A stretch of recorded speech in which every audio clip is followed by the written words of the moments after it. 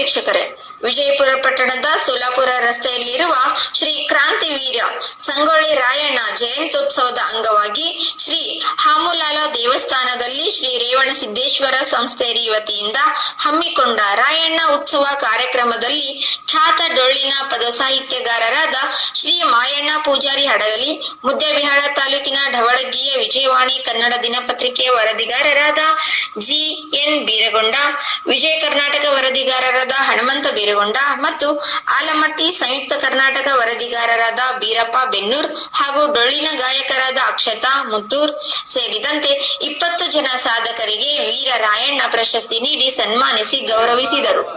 ಇದೇ ವೇಳೆಯಲ್ಲಿ ಶ್ರೀ ಅಮೋಘ ಸಿದ್ದೇಶ್ವರ ದೇವಸ್ಥಾನದ ಪೂಜ್ಯರಾದ ಶ್ರೀ ಅಪ್ಪು ಒಡೆಯರ್, ಮಾಯಣ್ಣ ಪೂಜಾರಿ ಹಡಗಲಿ, ರೇವಣ ಸಿದ್ದೇಶ್ವರ ಸಂಸ್ಥೆಯ ಅಧ್ಯಕ್ಷರಾದ ವೈ.ಬಿ. ಗುಂಡಕರ್ಜಗಿ, ಕಲ್ಲಪ್ಪ ಪೂಜಾರಿ ಕನಮಡಿ, ಸವನಳ್ಳಿ ಪೂಜಾರಿ, ರಾಜು ಕಗ್ಗೋಡ್ ಸೇರಿದಂತೆ ಗಣ್ಯರು ವರದಿ ಮುತ್ತು ಎನ್. ಬೀರಗೊಂಡ, ಮುದ್ದೇಬಿಹಾಳ್.